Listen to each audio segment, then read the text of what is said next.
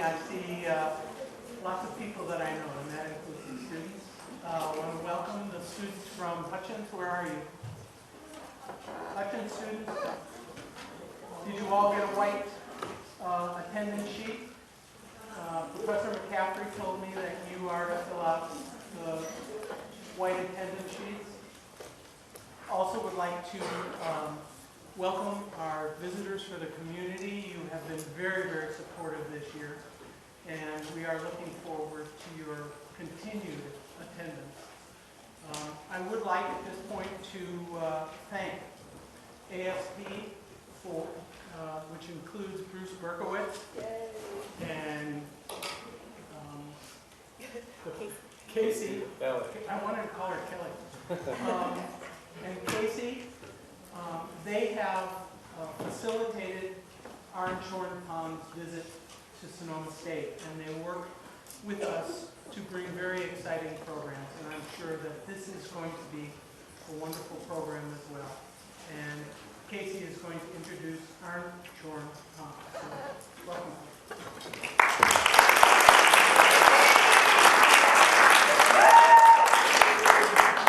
Today, to a couple more people, we have instructionally related activities, along with the Holocaust lecture series and the Heritage lecture series.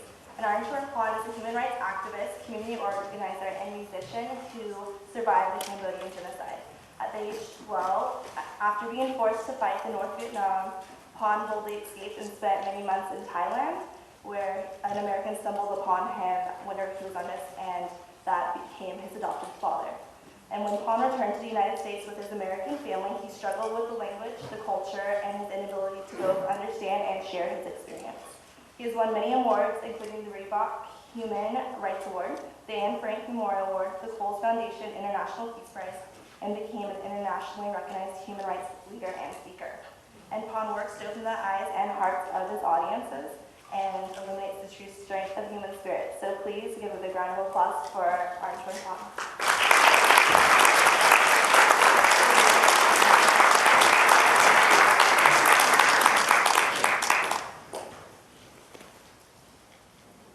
Hello, everybody. Hello. I'm sorry I cannot take off my coat because I'm cold, and I'm also nervous very much. And I want to say thank you for the school, and thank you to all of you, and thank you for your class, Myrna. More people than I expected in getting you a record. And I want to thank Will and Casey for bringing me up last night from the airport. I'm not sure whether this session is excited, I don't know, but all I know is that I will be playing flute for you in the end of my speech, so that would be good.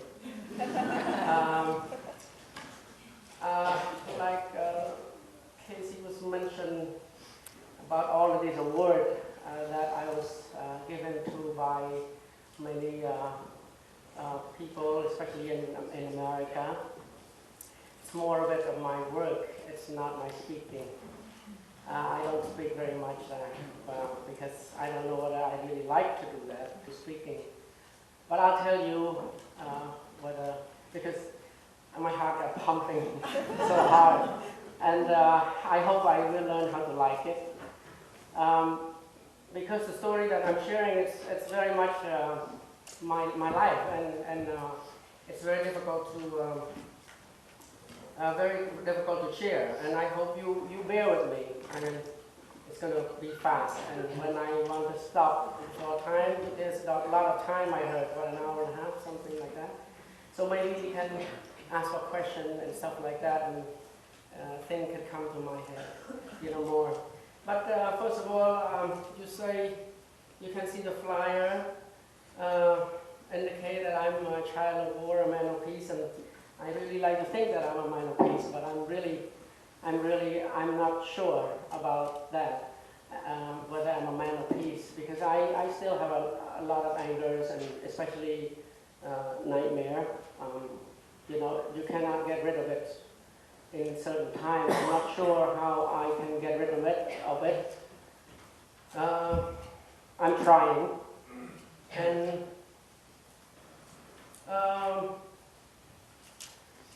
I just want to tell you why I proudly committed to what I do now, especially with children and young people.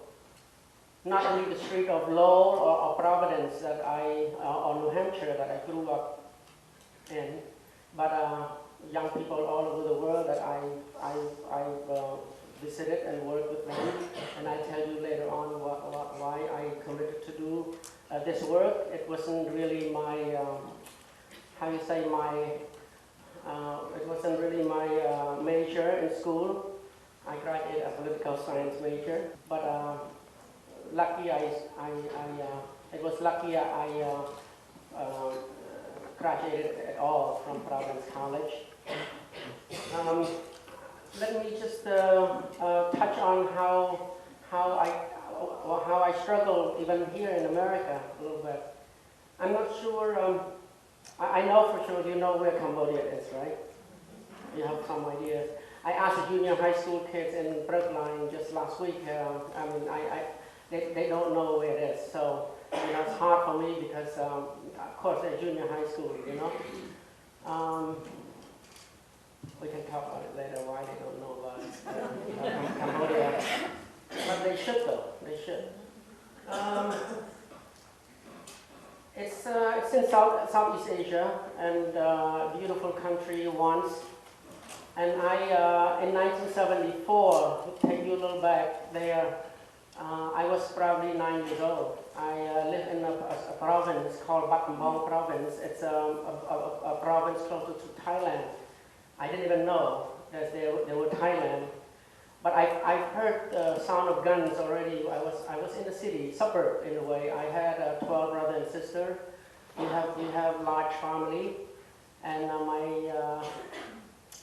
I run around already 9 years old, and my family were poor, and I was sent into a temple to study, to serve the Buddhist monk, and then in turn I was in exchange to learn my own language and learn how to chant Buddhist.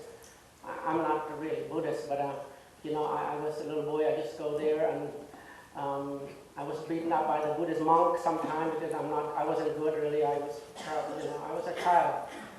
But I learned of this temple when my mom sometime came to the temple and taught me how to respect the monks. And when there is a ceremony, a celebration, I remember there's a lot of food, a lot of music, and people are happy together. I heard about war going on already. I heard the word Americans all the time in my life.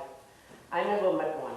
I never knew what American was. I heard the word American fighting with Vietnam. But it doesn't affect me because I took my brother to the movie theater. We didn't have the money to go in.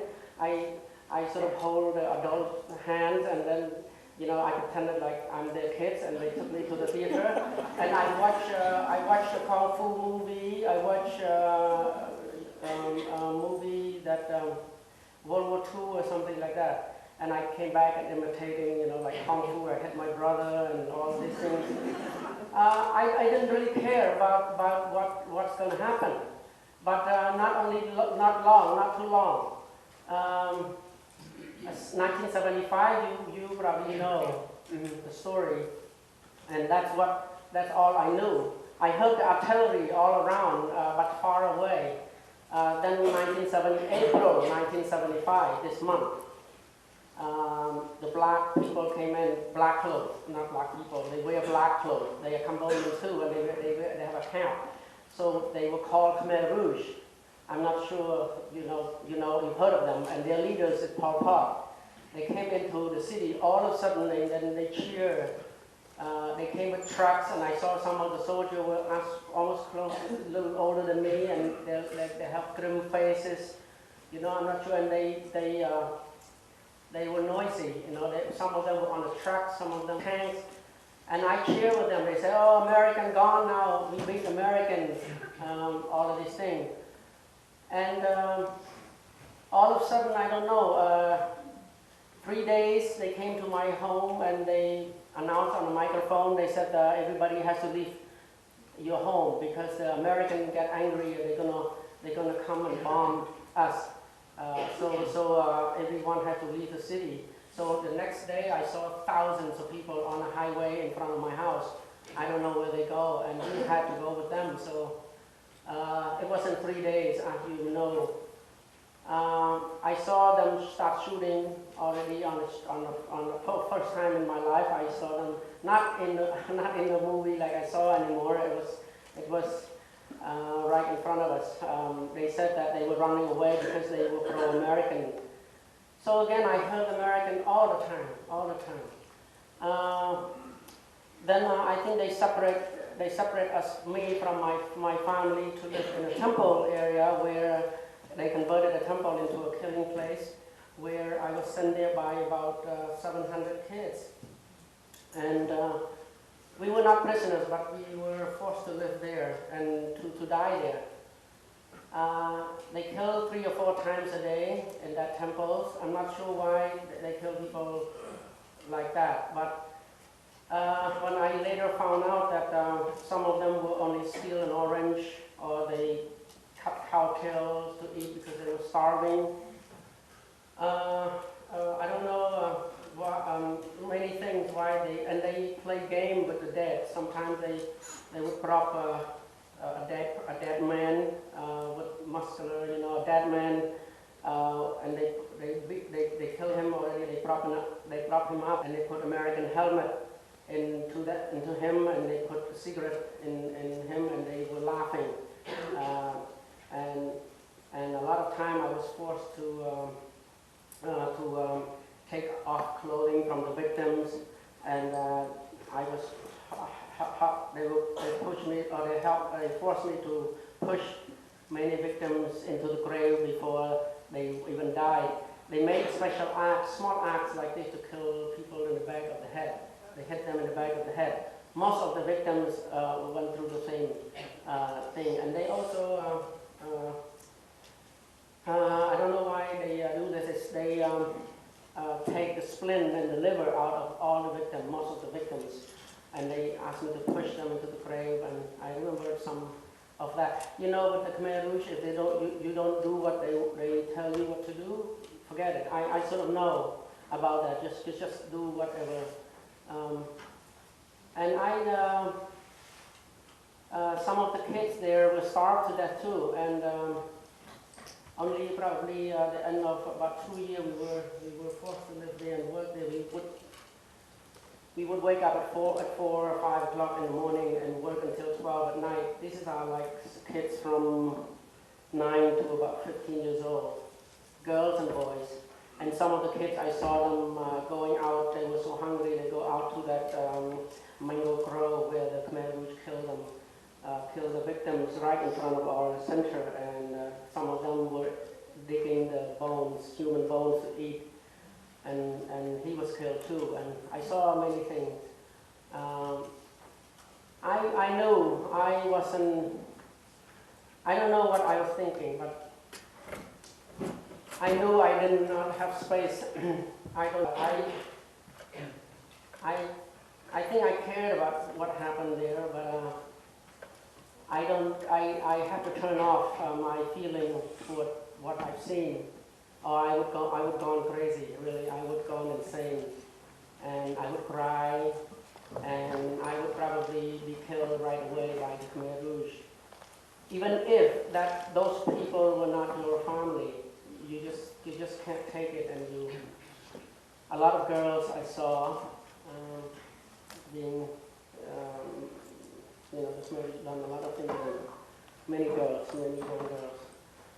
At this point, I didn't really know where my members of my family, my sisters and my brother. I heard some of them, and later on I reunited with 1 or 2 of them, but short-lived.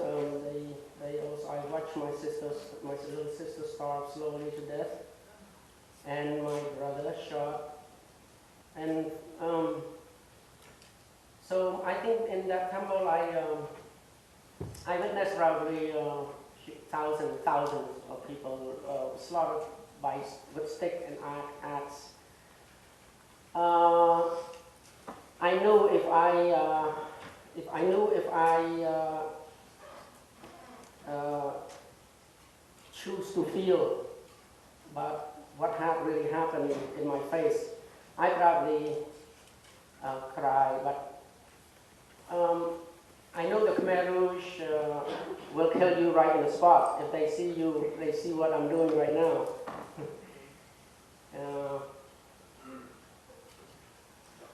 You know, they can tell your face. The Khmer Rouge can look at you in the face and tell you whether you're really emotional attached to the victims, and they kill you because you are the relatives of those victims that they kill. So I learned probably very well to probably shut myself off completely. I don't see I don't smell the blood anymore. So I lived there for 2 years, and probably 50 young people survived out of those probably 500 to 700 kids. The Vietnamese invaded Cambodia in 1979. So from 75 to 79, Cambodia, I didn't know that the whole country was like that. You know, when the Khmer Rouge took over, I only knew what happened to this little temple that I was forced to live and die there. The Vietnamese invaded Cambodia and overthrown the Khmer Rouge. I again was caught by the Khmer Rouge to carry guns and fight against the Vietnamese. And the Vietnamese was so good, you know, because they had experience with American. I didn't know that they beat American physically out of Vietnam. And for us, most of us are only little kids, you know, the Khmer Rouge also forced us into the front line and draw the fire. Imagine, this is a battlefield. And the Vietnamese didn't use a plane at all. If they used a plane, I wouldn't be here.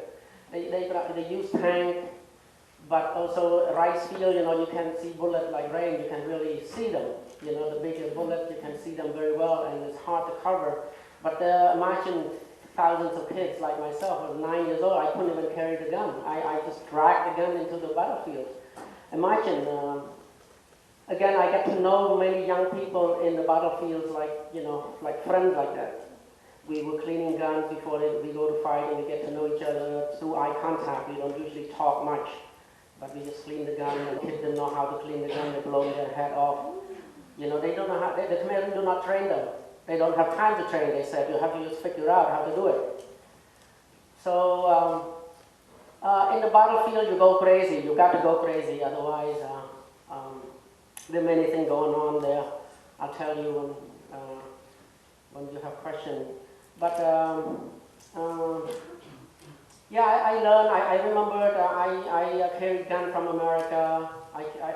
M16. And I carried gun from Russia, China, you know, AK-47, 79, all those, and pistol. And I think I was good at it. After that, I went so crazy. I was good at it. The Khmer Rouge really trusted me, and they, thousands of kids died, shot left and right from me. And you know, some of the kids in the battlefield, they run for a bullet for me too. So how I live until today is also because of them. And we got to know each other. This is other feeling I want to talk to you about that I never want to feel in my life. The feeling of, you know, when you see your friend shot left and right, and you know, I feel right now war going on too with us, you know, in Iraq, in many places like in Central America, in the Middle East. I feel from both sides, you know. I really feel from both sides, not on one side. I used to only feel and only for one side, but they all are scared, you know, each side, and there are boys in the other side, there are women in the other side. And the feeling I had was like, you know, carrying my friend in my hand, you know, like they're shot in the head, they're shot in the stomach, and blood was all over you, and you can't help them, you know, you can't, you don't have any medicine and stuff like that. It's very hard, very hard. So they slowly died in your arm again and again and again. So,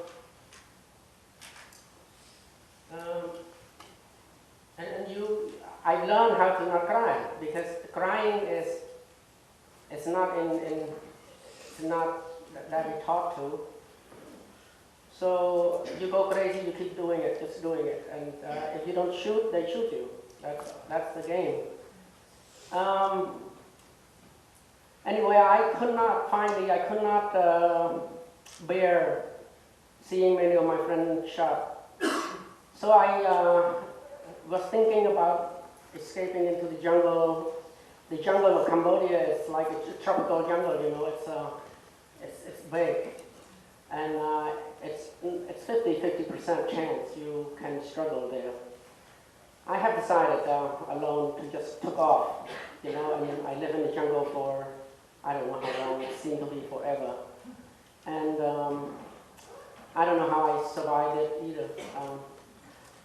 I don't know. I just I blank out, and there's a lot of fruits in the jungle that I pick and eat, but a lot of them are poison.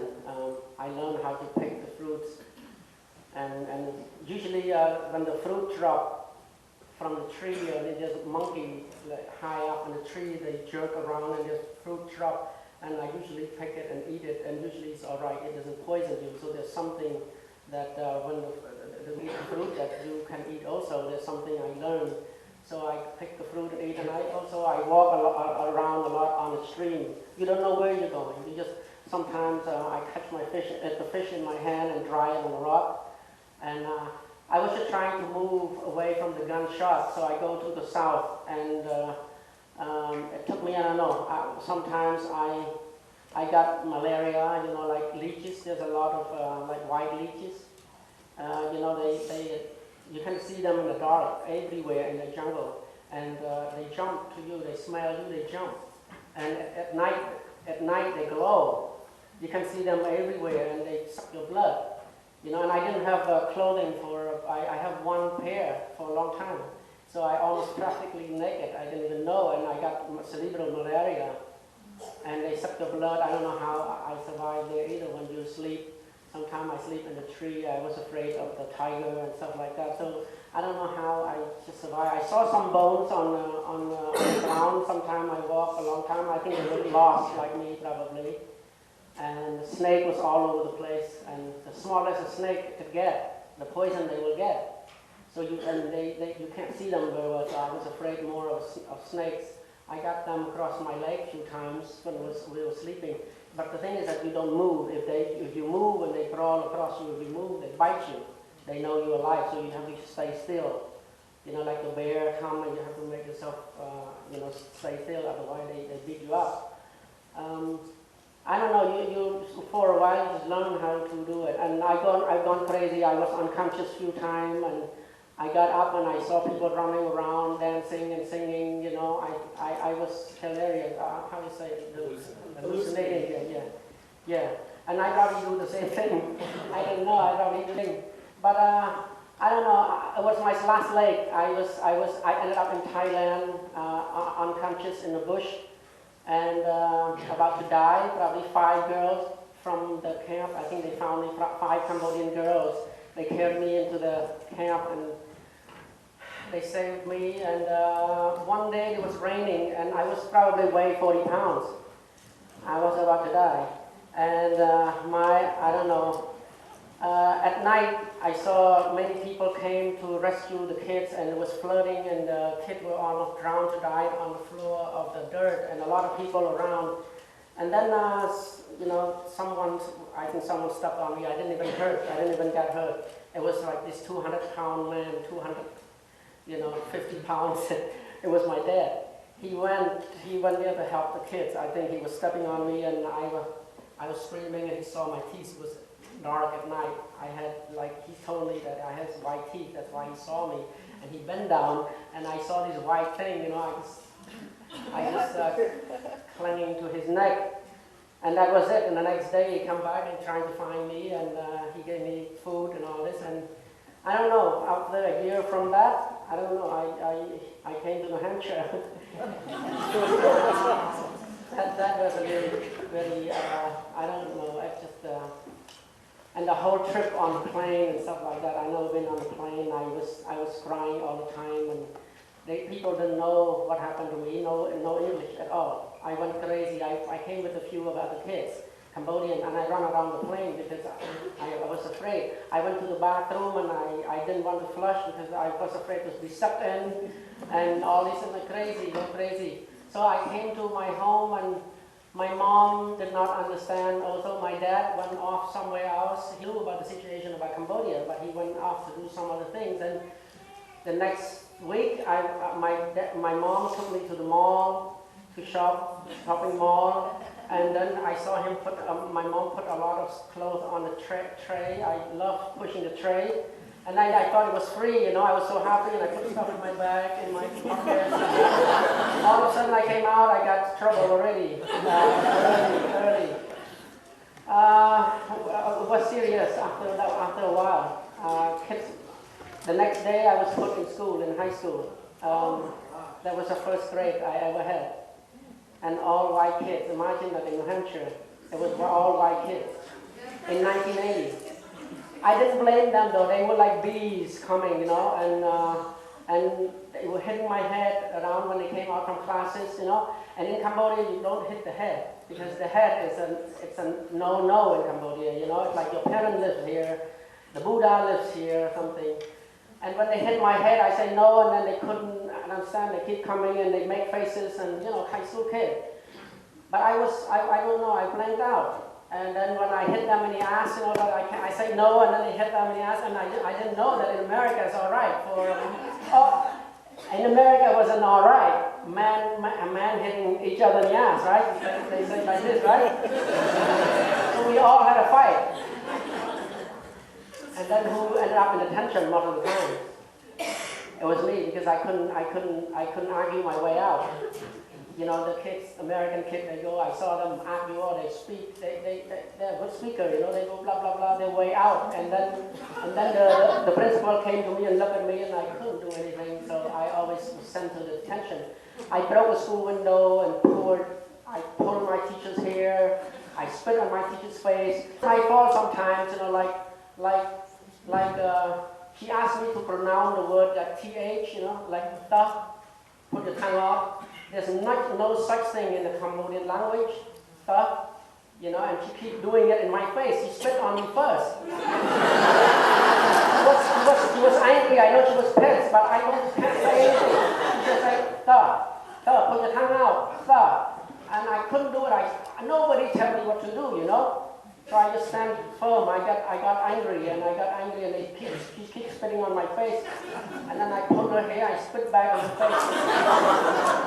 We became a really good friend after many years.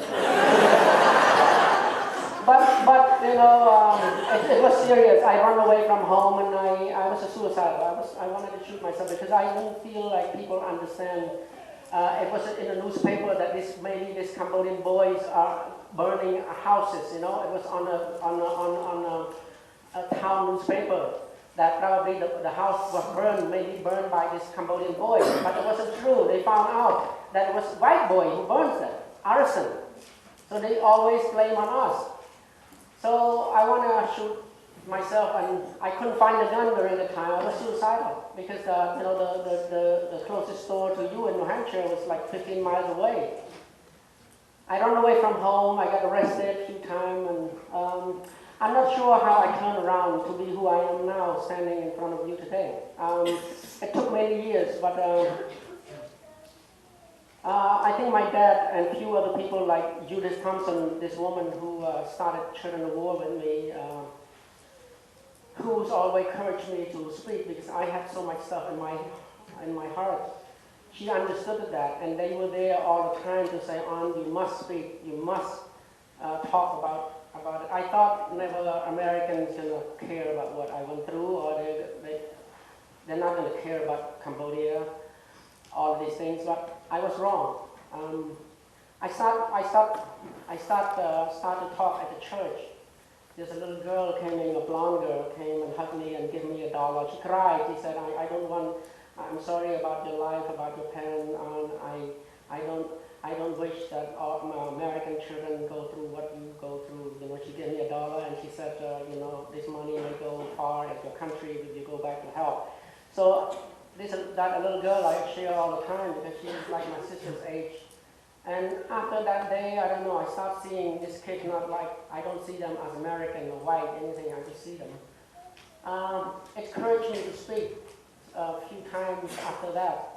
And then I was invited to speak at Emory University, meeting Jimmy Carter there.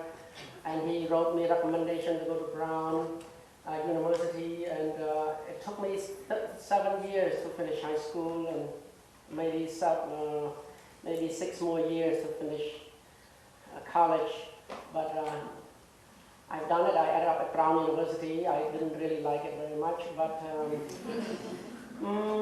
Ivy League, you know, and it's big, it was big, and I got lost, and a lot of rich kids over there from all over the world, and some of them all they care about is, you know, money, money, money. And when their parents come from like Thailand or Vietnam or, you know, some of them come, their parents are like prime minister or, and rich people in Hollywood and all it. When their parents come, sometimes I saw them treating their parents like dirt, you know. They only ask their parents for money and some of their parents say, you know, wait, buy a car, you know, next year, not now. And they get mad, you know, they screwed up the parents' day.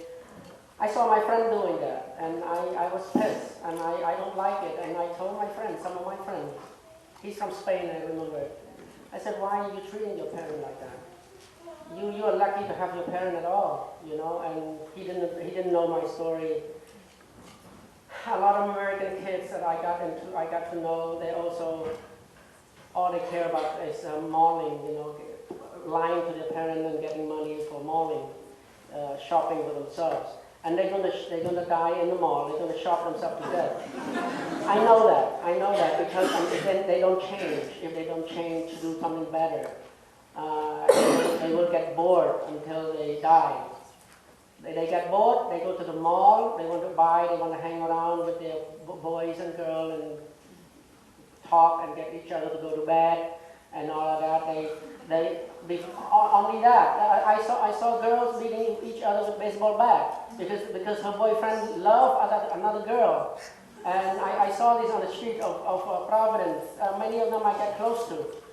So why? There's many boys in this country. Why you have to do that? If he doesn't like you go to another boy. You're lucky to have a boy and have girlfriend and boyfriend at all. I told you when I share this, I'm really emotional because I pushed to tell you at that temple because of love. There's these two couples in Cambodia. They were no boyfriend and girlfriend, but they were like the Khmer Rouge said no talking while you're working. So these two young boys and young girls, two couples, they were talking to each other. I think they liked each other, you know. Both of them ended up in the grave. I ended up helping to push them in the grave. So that's you know, for loving each other. And here, there's so many beautiful boys, so many beautiful girls. Why you have to kill each other for it? I think, because I think it's a small deal for me, right? But I know that if you guys don't know about other things, about other countries, then you think it's a big deal for you. I know that. So I respect that. But that's why it's more motivating me. A lot of kids are killing on the street, you know, and I never thought would happen in here. But I told you before that I never thought anything would happen to Cambodia, right? I was fine with my little brother, my sister.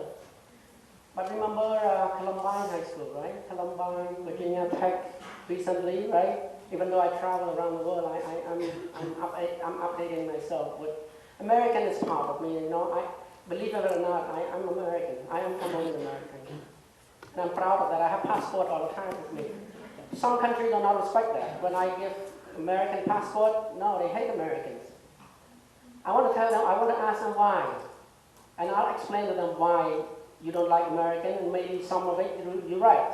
But there's so many things that are not right, that you say is not right. Like here Sometimes I don't know about what you're thinking, you know? And I thought you were wrong. I thought you don't care about me, about what I went through. I was wrong. And I can admit to that. American kids are so caring if they know a lot about things, you know? They want to help, they want to volunteer and all this. The school need to teach like that, need to teach about different countries. So the American angel can go fly and help out. You know, literally, many young people around the world seeing you like an angel. American rang the bell everywhere, even though there's a lot of war going on that started by Americans, but the ordinary people around the world, they know they're smarter than you think. They say American people are very kind, you know. Only some politicians that they don't want any, they don't have any interest. They want only your money. Then they say all these things. They're trying to teach the people to hate all of us. No, and we need to be connected to each other. And they cannot come here because they're poor. Many of the people in the world, you have wings. That's why you are angels. You can go wherever you want to go if you want to. But no, many of you, many of us here, being hostage at the mall. You can't see anything out beyond the mall, and they are planning more and more now to build a mall for you. Here, we need to change that. We need to stop teaching our kids how to shop, because that's not the way out. Not the way out, and they're not going to be happy about that. And I want to remind you, I'm not on Bush or anything like that. I like John Kerry. I like Lincoln. I know John Kerry. I just brought his family to Cambodia for the first time to see what I do there with the children and music in Cambodia right now. But I want to just stop. I want to share. Any of you remember when the two buildings were down? I was there and playing flute to some of the victims there and trying to help out a little bit in New York. But I couldn't believe our president went to the ground zero. And you know what he say? You know what he remember? I remember one thing. One thing. Maybe it's not only, he said many good things.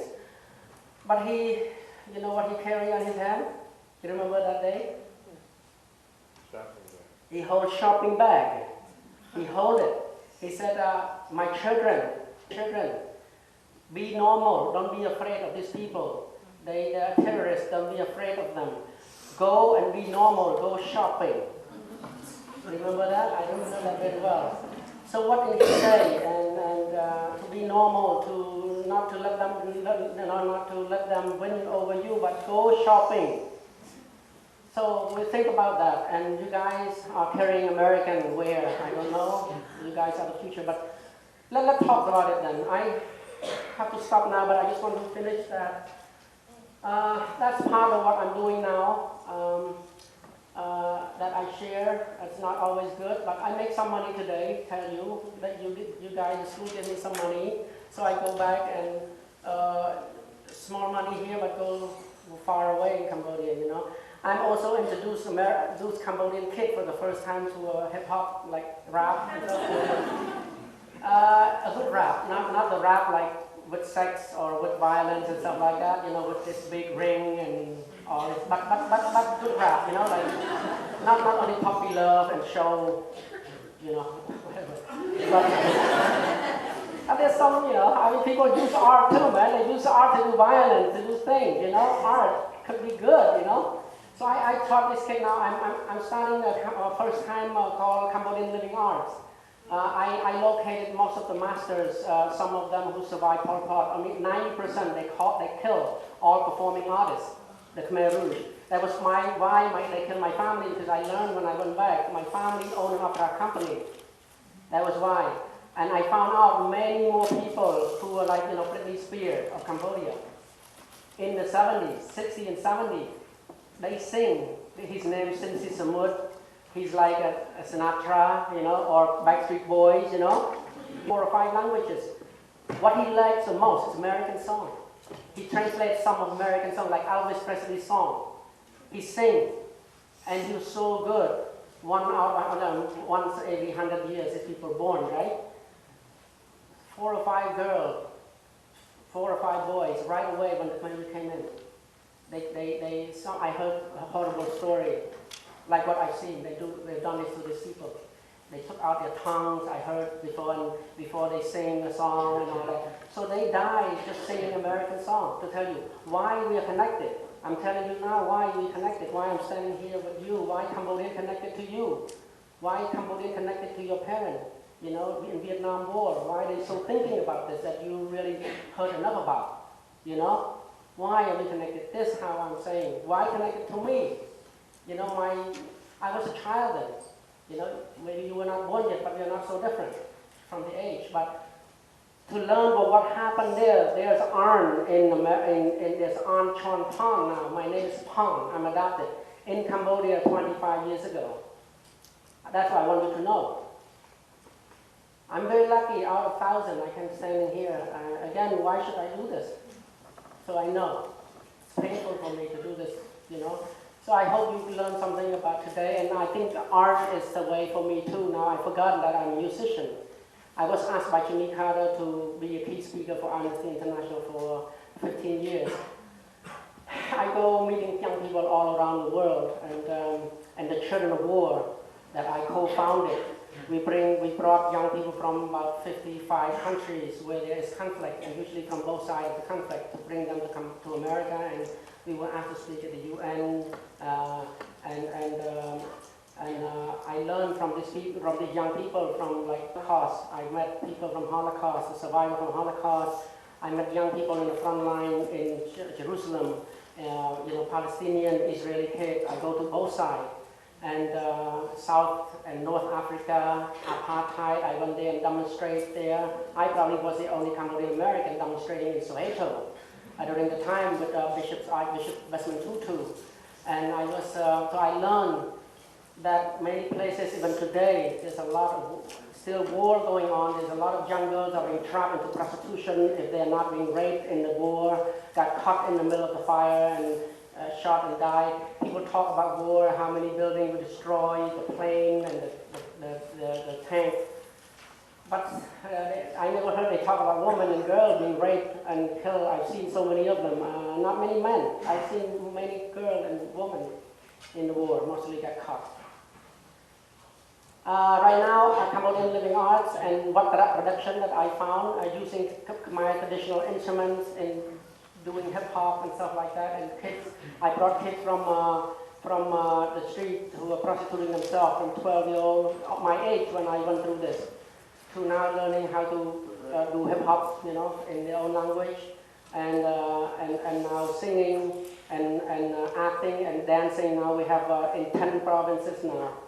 And I started with $2,000, the money I spoke from here, and I go and started the project there. And now we raise $250,000 now 10 years later, and we have about 500 children learning their own like dying skill, dying art.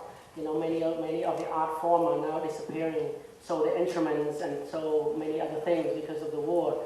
And just so hard to start something, so hard. To destroy it takes a second to destroy it.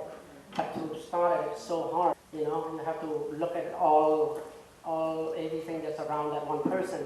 You support them. Now the girl, I have to start an English class for them and computer class for them, because I told them if they don't want to just learning the music, they can maybe learn English or you know, computer. Maybe they can catch up with the world, and so they won't be prostitute. They don't have to do prostitution anymore. You know. So I don't know what we deserve. I mean, in Cambodia all this year, and I'm going to stop and I'm going to play the flute, and I want to hear how's the time? How's the time now? Am I okay with the time? Sure. So I'm going to play the flute for you, and it's called Lullaby. It's Bombay in my language, and then we open to questions.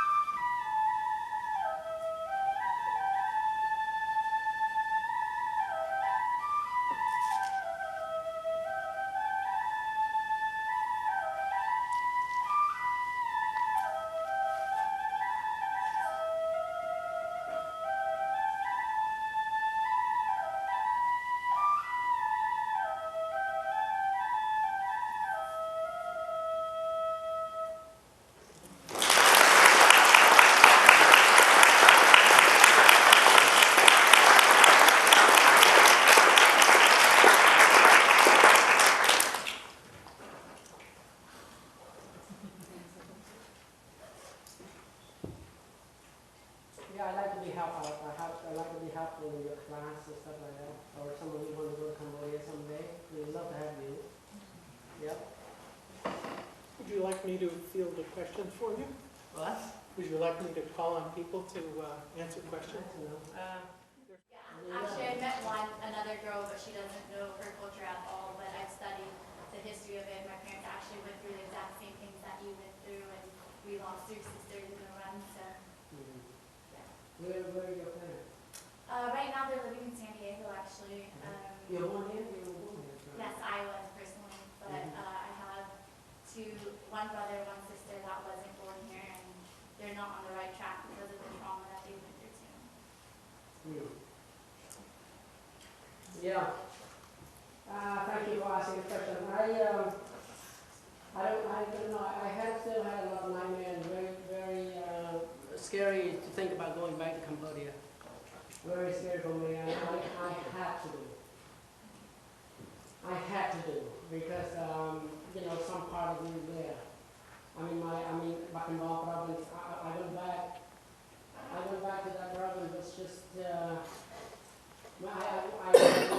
just recently, and I walked the street. I walked with my little brother. I keep seeing I hit my brother in the head. You know, with the kung fu stuff.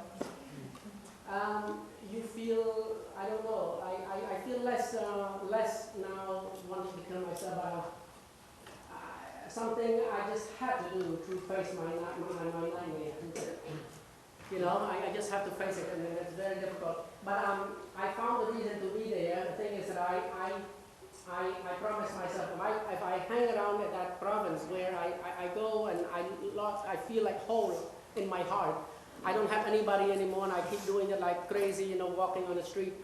But right now, it was like the time when I was.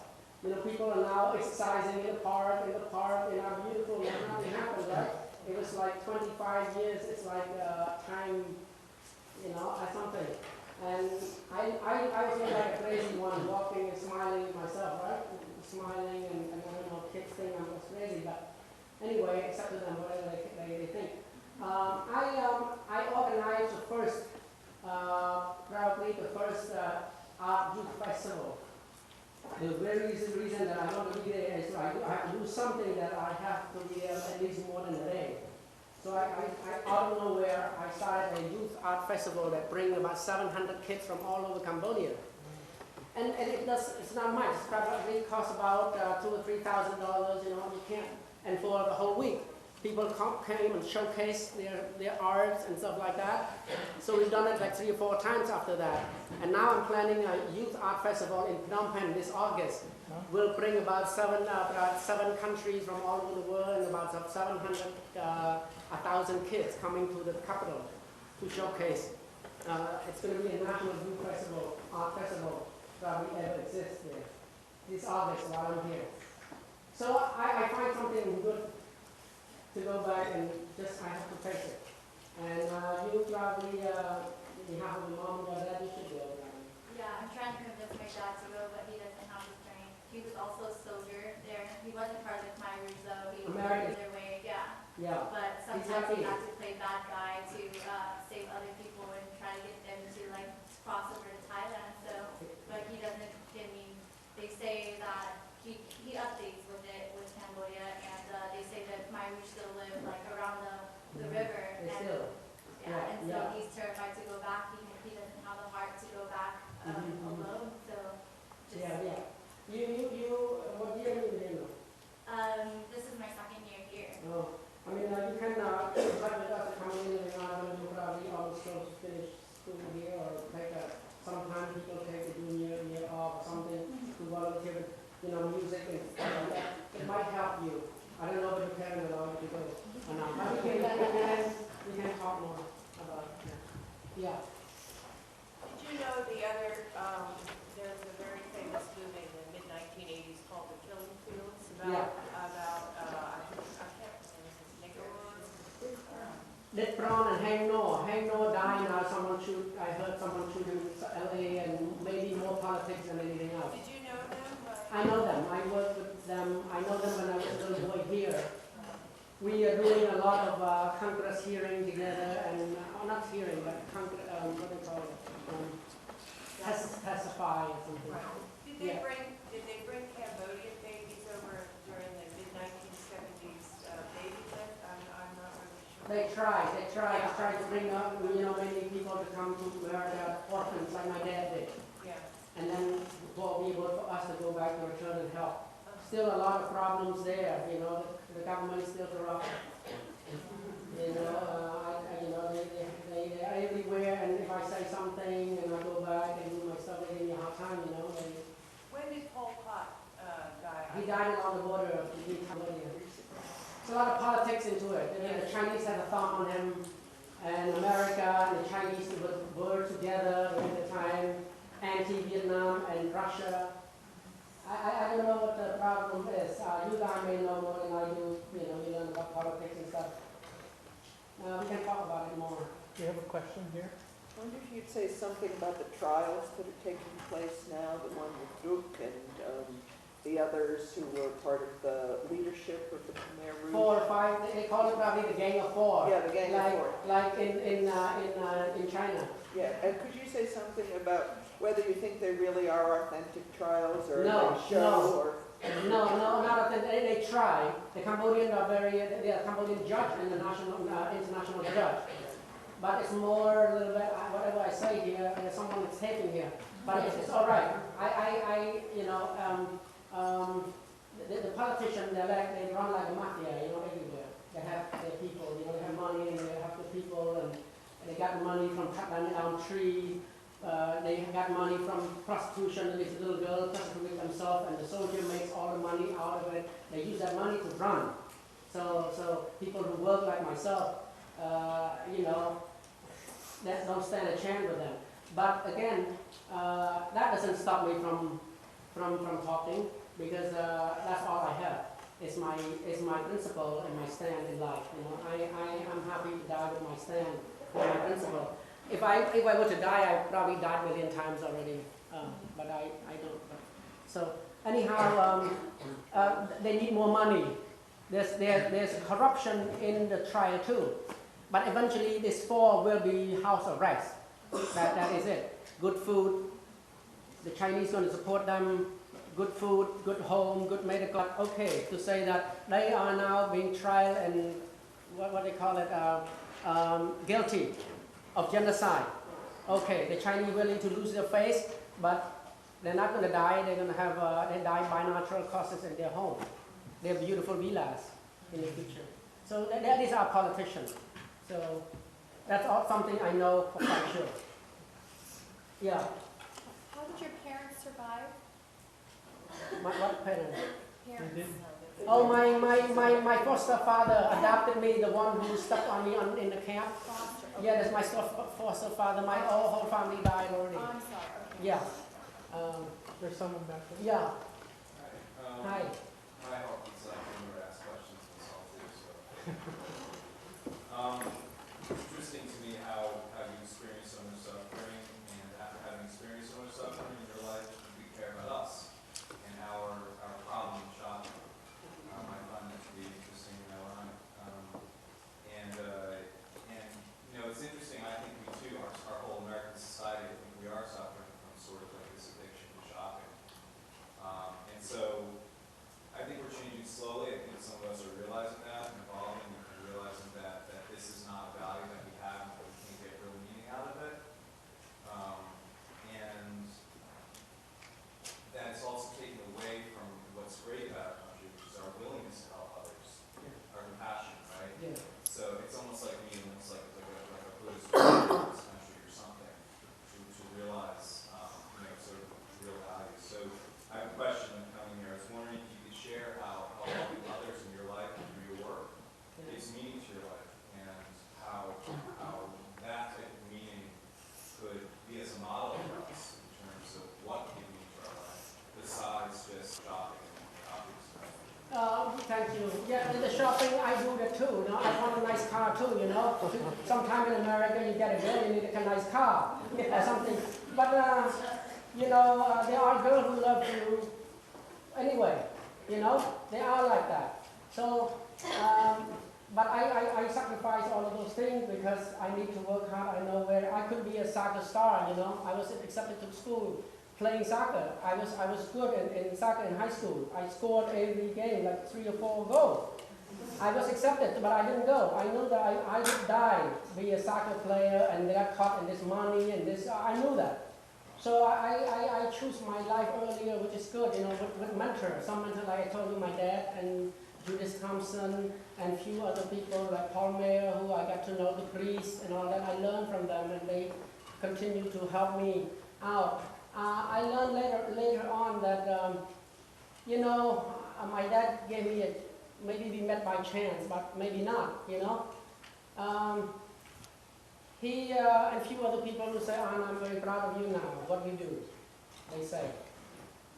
I remember, I don't know, I was nobody, and but someone gave me something. Someone gave me, we call it opportunity, something, a chance, a second life to live, right? And I see this when I go to Africa, when I go to, I don't still have money, I don't still have a nice car. I sleep on someone's couches every day. And I'm surprised how I can do all these things. I'm still surprised.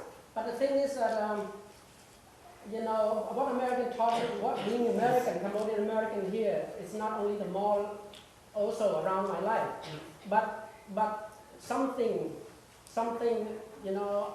I always think a lot about something to help, and very creative thing, In Cambodia, I thought that the world was flat, the world was not around, because I don't know anything. America not only giving me the knowledge of thinking, and I never thought about the love from my dad. He's all-American boy. He's graduated from Yale University, Divinity School. And he's a rich man in the past, and he adopted 16 more Cambodians after me. Yeah, and all of them go to college, and he died poor. He died poor, and he said, I'm not poor. I know you are doing great things for the world, and I'm really happy that my life coincided with you, and I really love you, son, before he died. So he said, I'm proud of you, son, and I tried to ask him to smoke less of his cigar and drink what they call it, whiskey, and not riding so big a car, no Lincoln car, He said, that's one thing, don't ask me to stop living like an Indian. I can't. But he risked his life to help me, to help other people. This is American man, he can do, he's very chauvinist, my dad. But he asked me, he said, son, how do you work with women? All these women seem to like you. And I said, Dad, just be nice to them. Don't scream at them. That's all. We learn from each other. The thing I learned from him, the thing he learned from me. So my dad teach me a lot, and he died. Before he died, he said I taught him a lot too in his life, being a white man. So he had his own story to share. My dad, I feel him. And America is representing, my dad representing many American men here, They could be really, if you teach them about war, they could risk their life to go and show off their big guns. And like what his name is, Stallone, a big gun, big. But there's a heart in that big body. There's a big heart, big heart. We have to cultivate that big heart, I know, I see my dad, big muscular guy, he's short, but he's so tall, especially he's so big. He hit me, we played football sometimes. Oh my God, he has a lot of strength. But there's a little heart there that wants something, that people care for him. And I probably gave him that, nobody can work with him for 15 years. I did until he died. So I learned something from the white man. They could save the world or they could destroy the world. You guys in America is like that. And we have to cultivate that, there's obstacles. I mean, I go to the mall too, not say I'm perfect boy, not say all you guys are bad, but I'm perfect, I'm American myself. I want things like everyone else want, but my experience always reminds me that, I was forced to be numb, to not care about what's going on, right? Because if I care, they kill me. In the mall, it's okay. I don't blame on American kids. They get to it so easily, at ease, And for me, I reminds me like, damn, man, I'm being numb here. Always, I want it for myself. I want a nice watch. I want a nice shoe. A shoe costs $150 shoe, like Michael Jackson's shoe, or whatever. The guy who played basketball, Jordan's shoe. Jordan, you know. So anyway, but helping these young prostitutes, looking at them in the eyes, and you know, they take off like crazy. These girls taking off like crazy. For 1 year, they learn how to speak English like. And I brought them first time here. Now I brought one of them, two of them here, a boy and a girl. They go off on their own now. They speak English and all that. They don't want to be prostitutes, you know. So I give them a little thing, just a little thing, and then I go off, and then they confidence, you know. So how can I pass that? How can I not care about that, you know? So I want you guys all to feel, you know, I don't know how to do it. I don't know how you guys are going to do it, you know. But this is all, just go out, you know, go out. Out of the mall. Just do that and you'll find yourself there, yeah. What do you think about the sort of resurgence of Chinese and Soviet communism? Oh, What do you think about the possibility of resurgence of communists and Soviet communists? Insurgent? Resurgence. I don't think they will though. I don't think they will. They die. Right now, everybody's selling buy already. Yeah, they're going to the mall. They're doing it on a different way. But they have some communist ideas still operating in the old guys. The old guy will die soon. They die now. So the younger one are looking now for Bollywood and Hollywood now. So we'll try to get them hopefully. You know. I want to. Okay, but I want, if students have questions, it would be good if we got students asking them, but please ask your Yeah, question. can you explain what is it in the Cambodian culture that brought out this terrible cruelty? May I repeat the question? The question was, what was it in the Cambodian culture that brought out this cruelty? I'm not sure it's a culture. They are Buddhists. And Buddhists are known as like Christian, you know, they teach love and all these things. I think more politics. Cambodians are very small, and they have Angkor Wat, you know, the beautiful temple, 1,000-year temple. That takes that will bring $12 million or $15 million a year to Cambodia, and you know, gas they still not exploited. So you know, many things there, the coast and the gemstones and all of this, you know. So the neighbors, like the Chinese or the Vietnamese or the Thai, wanting to control you. And America, far away, said, no, you can't. I'm going there. That's it, you know. So they fight over. It's not difficult to understand. So they fight over. So the last time it was communist against the free world, right? We call it. It's just an ideology. And then they fight over each other. They drag the Cambodian people to war. They spill the war. They spill the war from Vietnam to Cambodia. Yeah, they say that in history. So understand that it's not Cambodian doing it to themselves. And also the American also drop bomb illegally against international law. When the international say, don't drop bomb in Cambodia, they have no war with you. Drop in Vietnam if you want. But we have left over bombs in 1973. Twice more bombs dropped than in Japan, dropped in Cambodia. About probably almost 500,000 tons. What did the Cambodian do? We don't know. I was there when I was a little boy, so not a culture.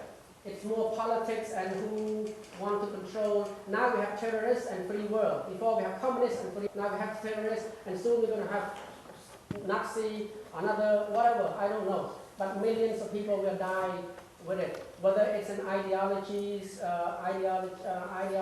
advantage or control or resources, you know, we can tell in Africa, you know, they have the best diamonds or resources in the world. Why the people there are still poor? Because someone else come want to control it and take it out, not in. So, so it's not people there. I know that I answered you. Here's a student. Yeah. I remember coming to some state freshman year, I had to go with people. Could you speak up just a little bit? Oh. Just- Coming to some state freshman year, I had to do a people and culture, and I decided to do it on Cambodian since I live in a Cambodian neighborhood. And I've noticed that when speaking to younger generations, they're very close to this culture, but they're not very aware of the war in Yeah. Cambodia. And so I decided to talk to the older generation, and they don't really open up to that subject. Like, what made you open up? Because I see them and they're very, the ones that were very, like in the war and stuff, Yeah, like yeah. they're very isolated and they don't want to speak about the subject. So what made you open up and like able to like speak about it? I like to say I'm a little unique. I'm a little unique because I say it humbly because I met many people around the world, survivors from Rwanda. I met many of them. I helped them to come to America. I met Jewish Holocaust. I have to start some of the, like Facing History and ourselves in Boston. It's a big organization now. They are trying to teach, police department all around America. I have to sort of since the beginning of that organization. And I have a hard time encouraging many victims from all over the world to talk about it, of course. Why? Because it hurts them. And they say it hurt too much, and it's like poking on your own wound. Why? In my talk, I say the same thing. Why talking to these people? Why talking to Americans? They're not going to care. That's the idea. I learned that's not true. From my experience, like today, it's a good example. Your class today. You care and you want to help. What can we do together? So that's why open me up. Number one. Number two, and because of people encouraging me, like my dad, or I myself, I know some people kill themselves. Whether from war or from war is we call wounds, hurt. But hurt has many things. Hurt involves many things, like loneliness, right? It's all. And hurt and loneliness is not only on Chorn-Pond or Cambodian. It doesn't except to Cambodian on Chorn-Pond, like South Korean, the guy who moved on Virginia Tech. Right? The South Korean boy. What happened to him? He probably lonely, we don't know. They say he is. They said he is, and he's gone crazy, and not many people reach out to him enough, maybe, not to blame. But I don't pro killing either, But midway, why? Lonely, and we need somebody to talk to and belong to some groups, and the group come in and say, nobody cares about you except us. Our group cares about you and what you stand for. So he's really the whole world against me, I know that because I was down. I was down. I need a football player. I need if you see your mate, schoolmate, I know it's a lot of work for you guys, who say, honey, what, to your girlfriend, if she's sad, what's up with you? Can you talk? Or your boyfriend, the football player, say, honey, how are you doing, man? Why are you sad? Can we talk? Or the schoolmate, or in the classroom together, when you smell some problem. You see your guys come, soon there will be Iraqi kids coming and sit with you. What are you going to do? What are you going to do? You have to learn about what this kid went through. You were once, your parents came through something. That's why you are here from Europe, right? Persecution. Remember history? Don't forget that yet. The people who live here is the American Indian. That was it. And where are they? We did something to them. We have not talked about that. And the black issue in America. We have not talked about that. We talk about shopping mall. We don't talk about those things. It hurts. They are people, So you are white kids are people too. You guys need to help each other out and see if there's South Korean, you see him, oh, he's Cambodian, man. I need to talk to him. Let's see, the school can do something for him or for her. maybe he sees something that we didn't see, or why he's so, thinking always, brown face, and maybe he doesn't do well in school. We should find a way to help him, because he's among us. Midways was among us. You like it or not, it will happen here. It will happen in this school. I don't scare you. I don't scare you, but it will be reality. No, less mall, shopping mall, please. Less, probably, we have sport. A lot of sport going on, pumping muscle. I understand you have making a lot of money with sport too, Sport is $1 billion thing, But are they cared about what's really is happening more and more here in this country? There's a lot of kids are lonely and angry. Why? Don't blame on the ethnic group kids. Why kids? I've seen them, many of them in jail right now, pumping themselves. Why kids? Why? So what are we doing to our children? And they're not stopping. They're planning to build more mall. When you get out of your home, there will be mall right in front of your face. And then prisons too. And then mall and then prison. So I don't know. We have to really start doing good things, thinking about that. All of us. There's someone back there, I think, who has a question. Yeah. What? Why is music so important to you?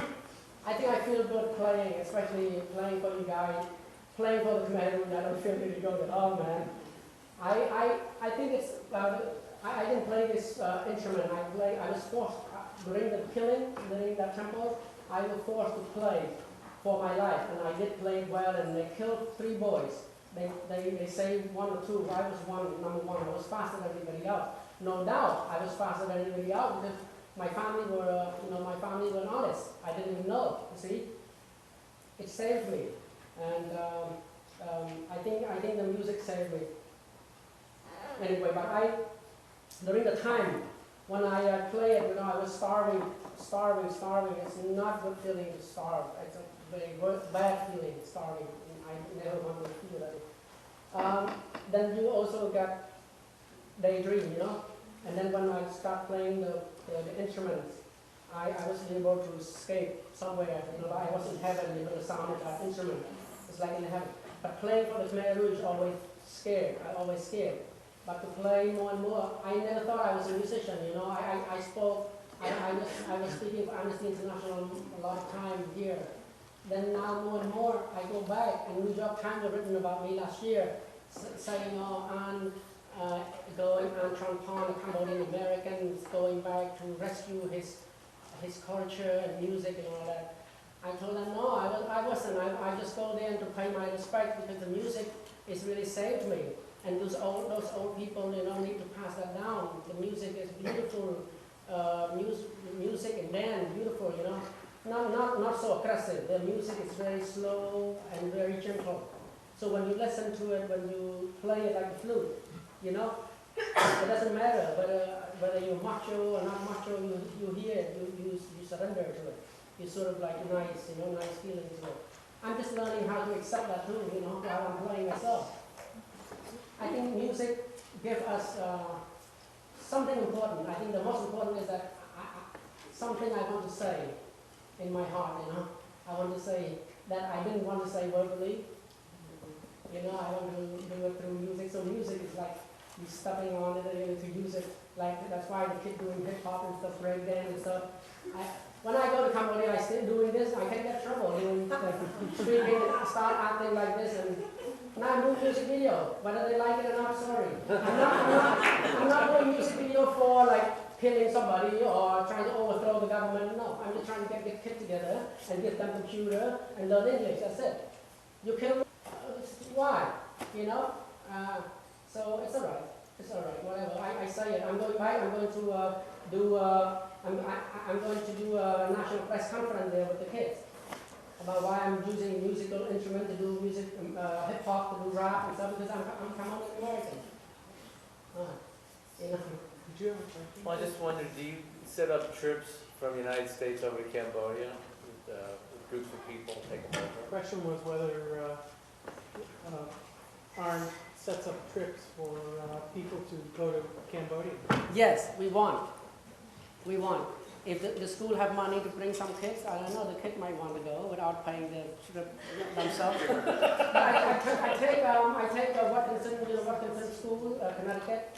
They go every year now. Only one group I started it. They go 10 each time, 8 attendants with two teachers. They raise money themselves. Junior high school, they wash car, they sell cookies, and then they have enough money to. I fix them with one of the village that we taught music, and they go. They have extra money to build a latrine for them, and the kids had a good time. They do this every year now. For 4 years now, I host them. They hired me to make a little money, a little bit for that whole month to host them. No college yet. Oh. So please, I love to set up the friendship from here. Why not? Absolutely. We can drop bomb, we can drop college, right? There you go. Yeah, please. I like that.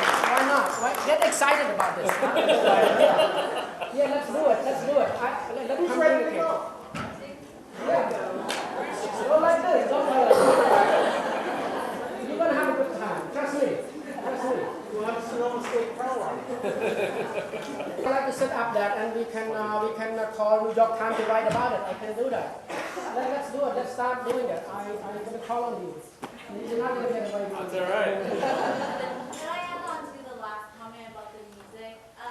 During the war, a lot of their targets were on musicians. Am I correct? What? Like during the war, their targets were mainly musicians, and so they killed off a lot of the historic art and media that Cambodians had.